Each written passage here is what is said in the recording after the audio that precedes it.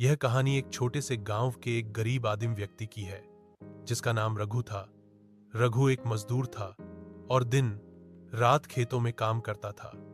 उसका जीवन बहुत ही संघर्षपूर्ण था, लेकिन उसकी आंखों में हमेशा उम्मीद की एक हल्की सी चमक रहती थी। रघु का परिवार बहुत ही साधारण था। उसके पास जो कुछ था वह सब उसकी मेहनत से आता था।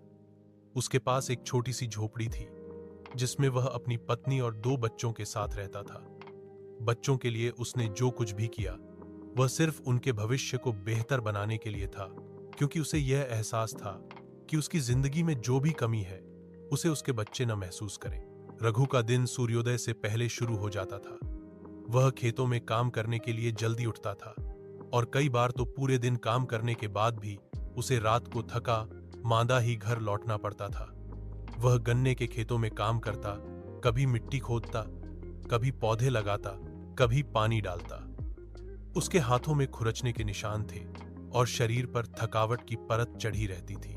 कभी कभी जब उसे बहुत ज्यादा थकान होती, वह अपनी पत्नी से कहता, तुम जानती हो, कभी कभी लगता है कि इस जीवन में कुछ बदलाव आ पाएगा, लेकिन फिर बच्चों की मुस्कान देखता हूं और उम्मीद मिलती है।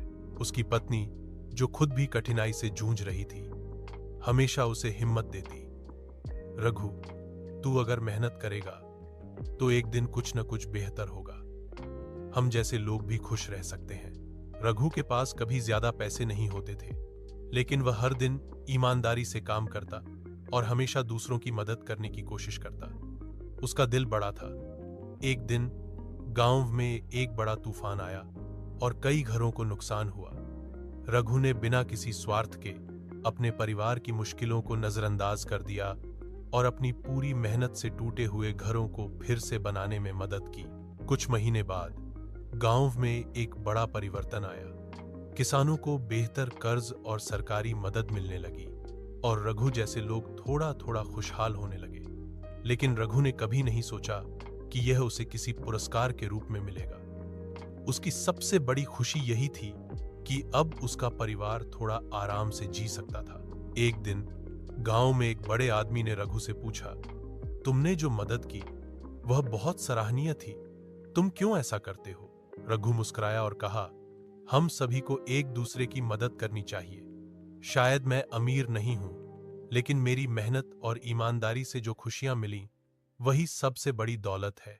रघु का जीवन उसकी मेहनत, उसकी सादगी और उसकी निस्वार्थ मदद का प्रतीक बन गया।